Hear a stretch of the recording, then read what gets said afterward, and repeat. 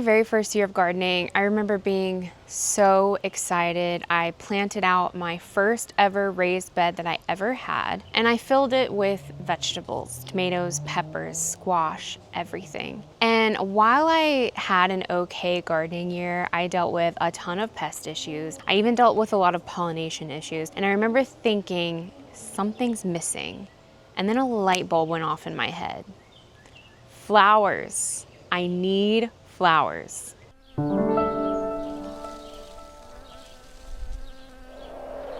When I was kind of giving my garden an audit and thinking about how I could improve it, I started to think back to my days when I was getting my undergraduate degree in cellular and molecular biology. And I was thinking about all of the things that I learned about nature and how it works. And I kind of realized that vegetable gardens on their own are pretty unnatural, and they're more kind of like a monoculture, and nature does not do monocultures. Nature loves and actually thrives off of biodiversity.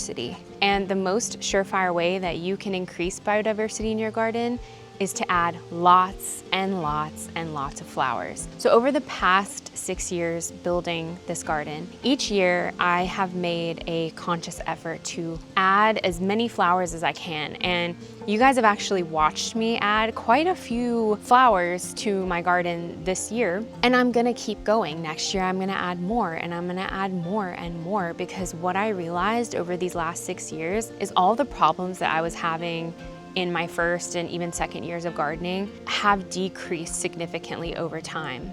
The pest issues are so much less than they used to be, especially with pesky little pests like aphids. I essentially don't have any pollination issues anymore. And to be fair, I do have 3 beehives back there, but I started noticing this effect even way before I got the beehives. And overall, my garden just seems so much healthier and so full of life, and gardening has actually gotten easier. Even with me expanding it every year, it just seems like it's gotten easier and easier to garden, and I can really only give flowers credit for that. So today I want to talk to you guys about how you can add more flowers to your garden, what kind of flowers you should be adding, and essentially we're going to build out your pollinator gardens.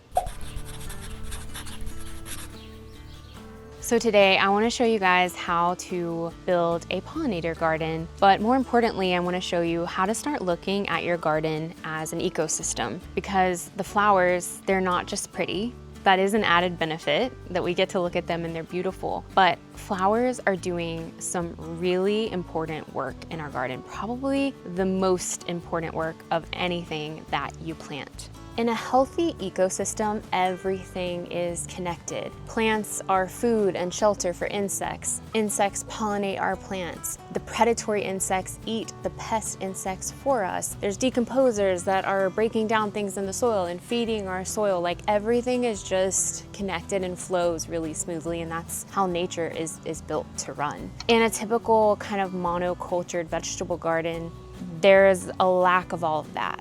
There's no habitat for the insects. And so you're left with no natural pest control, no pollinators showing up, and essentially no resilience being built into your garden.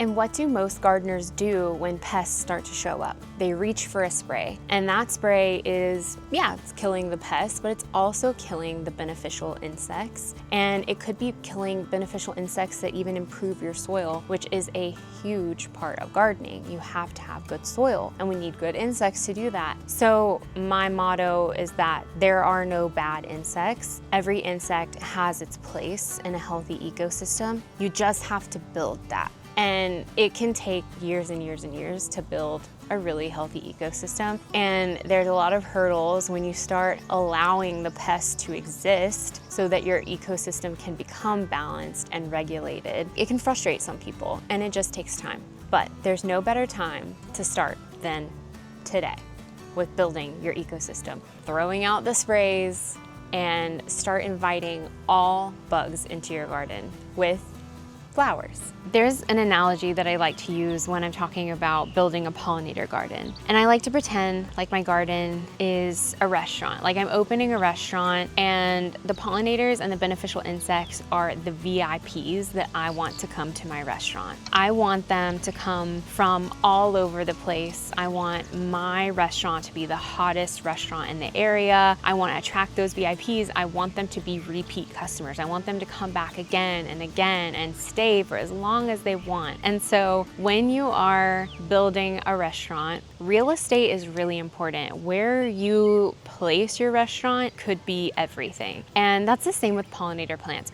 Most pollinator plants prefer 6 to 8 hours of sun per day. So you want to make sure that you're planting them in a sunny spot. Not necessarily all pollinator plants are going to be full sun, but just most of them. And pollinators in general like the sun. Let's finally talk about the menu of our restaurant. And of course that means the flowers. So the first course in any restaurant, I feel like is the most important because it's making the first impression. If your first course isn't good, you know that the rest of the meal is probably not going to be good. It's ruined. You've got off to a bad start. And so we want our VIPs to have the best first impression that we can. And that's why I chose native perennials as the first course. Native perennials are so important to every garden for so many reasons. First, these plants are native to the area. Again, we're increasing the biodiversity. We're building an ecosystem, and ecosystems thrive off of what is native to the area. They're perennials, so they're gonna come back year after year, which is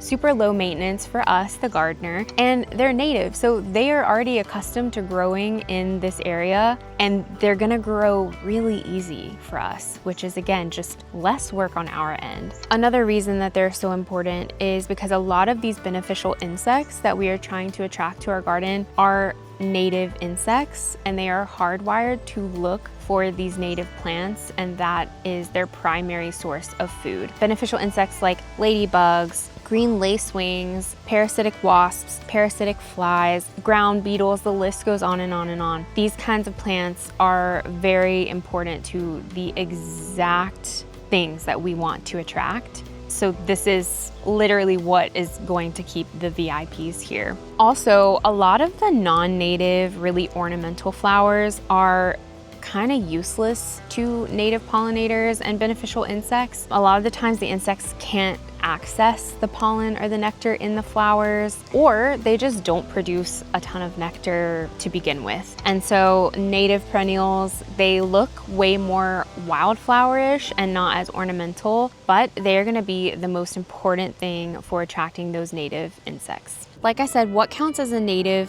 flower is gonna be very specific to where you live, but I will give you guys some of my favorites for the Southeast. We've got black-eyed Susan. We've got purple coneflower. In this bed behind me, the salvia here, I don't believe is native, but the rest of the plants in this raised bed right here are native. We have an aster that is so beautiful. I don't know, it's some kind of purple aster. I don't know the exact names, like I'm still learning and imprinting those into my mind. But we've got a native aster, beautiful. We've got a little milkweed back there. We've got thin leaf sunflower or lance leaf sunflower. We've got the cup plant. I think there's an ironweed in there. Like it's a mostly native bed, and then there's that random salvia in there. But what matters is that that bed is mostly native, and so it is kind of following my 70-30 rule there. If you would like to start some native perennials from seed, my favorite way to do that is with the winter sowing method in the milk jugs. This just gives those seeds that cold stratification period that they might need, and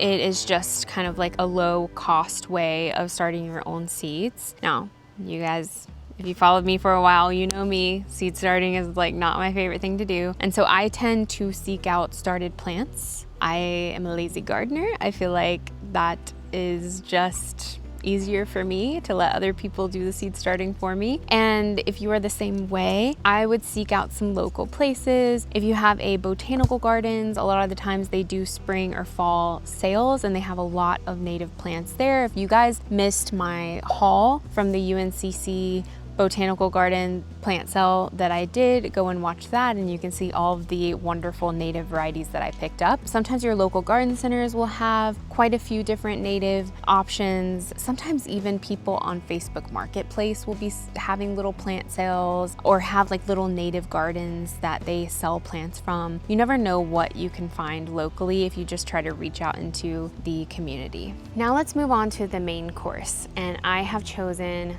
host plants for the main course because if you want pollinators to not only visit your garden, but to reproduce in your garden and to stay in your garden and to make your garden just like such a magical place full of butterflies, you want to plant host plants. And probably the most important host plant that you may or may not have heard about is milkweed. And this is the host plant for the monarch butterfly. The monarch butterfly is at risk of extinction. The population has just decreased and decreased and decreased, mostly because there's no milkweed. And monarch butterflies are so incredible because they make a journey every year that's hundreds of miles for a little tiny thing that doesn't even weigh as much as a paper clip. They're traveling from Canada all the way down to Mexico. Incredible. And along the way, they need sources of milkweed to stop and lay eggs so that they can reproduce. So the problem is there's not enough milkweed for that to happen, and that's why their population is declining. And I really don't want the monarch butterfly to go extinct because they're so beautiful. They are one of the most beautiful butterflies ever. I have had the pleasure of raising them for several years. I've actually noticed the decrease of them in my own garden, which is really sad over the years. Even though I plant a ton of milkweed. I have two different types of milkweed plants in my garden. I have common milkweed and then I have swamp milkweed. And it doesn't really matter what kind of milkweed you plant, just make sure that it's a native variety and make sure that you plant multiple types and make sure you plant enough of it because their caterpillars are really hungry. It's like that book, The Hungry Caterpillar. They really are hungry and they will eat a lot. I think that that's what turns a lot of people off to planting host plants for butterflies because that is how they reproduce. Butterflies don't only need host plants for nectar, but they need them because that is what their larva eats. That's what their caterpillars eat. So a butterfly will land on a host plant, it'll lay an egg, caterpillar will emerge, it'll chomp until it's ready to cocoon, and then it emerges as a butterfly. And that is probably one of the most beautiful natural cycles in the world, I think, is the butterfly cycle. Some other host plants that I will plant in my garden and other caterpillars that I raise every year are the black swallowtail butterfly and the host plant. It has many different host plants, but the ones that I plant are dill and parsley. I always let a dill plant reseed itself every single year and I just let it pop up and volunteers, and I have little dill sprouts everywhere. So I'm always making sure to plant enough dill for myself, but also for my black swallowtails, who I love seeing every single year. I also have hollyhock, and that is the host plant for the painted lady butterfly, which is a very beautiful butterfly. And then I also have passion vine or passion fruit, passion flower, and that is the host plant for the Gulf fritillary butterfly. And all of these butterflies are so beautiful to have in your garden. They are amazing pollinators, and they are really fun to raise if you get a chance, if you get into that. It is like such a rewarding thing, especially for the monarchs. When you raise butterflies, you're kind of just protecting them and making sure that their eggs don't get eaten or that they don't get eaten when they are in their cocoon or something. You're just giving them a safe space to grow, and you're just helping them along in their life cycle. And so it's just super rewarding. So that's the main course. For dessert, I have saved our showy annuals like this dahlia here. These are the flowers that are beautiful. They are dramatic, they're bold. They make us stop in our tracks just to admire their beauty. They're usually large and in charge. They are the kind of flowers that we grow for cut gardens to display in our homes because they're so beautiful. And I chose this as dessert because you just want a little bit of it.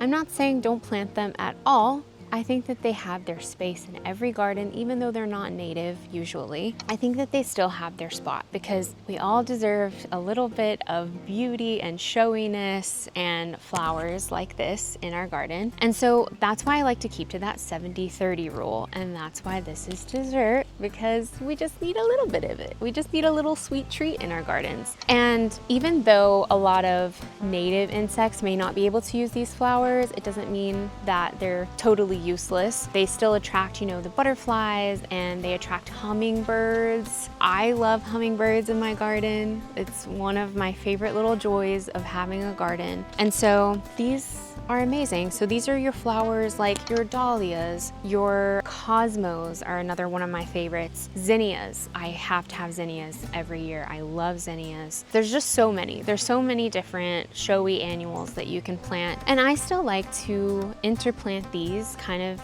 in my vegetable beds because they're annuals. They're not gonna take up a lot of space to come back every year. I can kind of rip them out at the end of the season. And so I like to plant these actually in my beds with my vegetables. And they're still going to help by attracting those pollinators. Probably my favorite annuals to plant every single year are sunflowers by far. I don't think that I could go through life without planting sunflowers. I just genuinely don't. And I do dedicate quite a lot of my garden space to sunflowers. Honestly, sunflowers might be putting me a little bit past my 70-30 rule just because I plant so many of them and I allow so many of them to volunteer and come back every year. The Mexican sunflower is by far my favorite. If you really want a lot of butterflies visiting your garden and multiple species of them, and you want it to just feel like a magical garden, plant a Mexican sunflower, which is technically, it is native, just not here, a little further down south, but still native to the Americas. So maybe that's a loophole, but definitely save some room for dessert. Lastly, we want our guests to stay. We want them to feel comfy. We want them to not rush, take their time. We essentially want them to live here. Maybe not if you own a restaurant, you don't want your guests to live there, but we want our VIP guests to live in our garden. And in order to do that, we have to give them habitats. The easiest thing that we can do to do this and to foster their population here is to leave the mess. It's that easy. At the end of the season, in the fall, when everything is dying back and the leaves are falling, just leave it. Leave everything over winter and do not clean up until spring. I know, your garden is gonna look like a corpse all winter long, but it's fine. No one's gonna be out there anyway in the cold. You're not gonna be having people over and like having garden parties and stuff. Like just leave it. A little mess is fine. And what this does is it provides shelter for these insects to overwinter. If you must rake your leaves, at least leave them in a pile. Insects like to burrow under the leaves. There are insects that like to use dead stems. And so every winter, I always like to leave my perennials the way that they are, and I won't cut them back until the spring because a lot of like our native bees, they like to crawl into little hollow stems, and that's why they overwinter. You can also add bee houses or insect houses, and those are just man-made with little bamboo sticks, and it just provides them a place to overwinter. We also want to leave them a water source. If you don't have a water source in your garden, pollinators are gonna leave your garden and they're gonna go find it elsewhere. And then they might stay in someone else's garden that has a water source. So we wanna make sure that we have a water source so that they will stay. And especially in North Carolina, where we have these insanely hot summers, our pollinators, we don't want them to suffer. We want to give them water. I have a little pond right behind me. This is my mini pond. I have a little lily pad in here where the pollinators can land on the lily pad and they can take a sip, and that's really important. We want to make sure whatever we have, whether it's a mini pond or a bird bath or like a little bee cup or something, we want to make sure that they can actually land in it and that they're not gonna drown in it. They make all kinds of things now. Those little bee cups with marbles in them, where you put the marbles in and then they can land on the marbles. Like I actually just ordered one of these things on Etsy, where it's like a mason jar and then you attach this little tray thing to it and you flip it upside down and it's like this little tray and it's like where they can land on. All kinds of things. We just want to make sure that we are giving them water. I hope this video inspired you guys to plant more flowers in your garden this year. Drop a comment below and let me know what your favorite pollinator plant is or what you're doing to nurture your backyard ecosystem. You can find me on all the platforms, Instagram, TikTok, Facebook. If you like written content, I'm also on Substack. And don't forget to check out the Garden Girls podcast. We drop new episodes every single week, and I'll see you guys in the next one. Bye.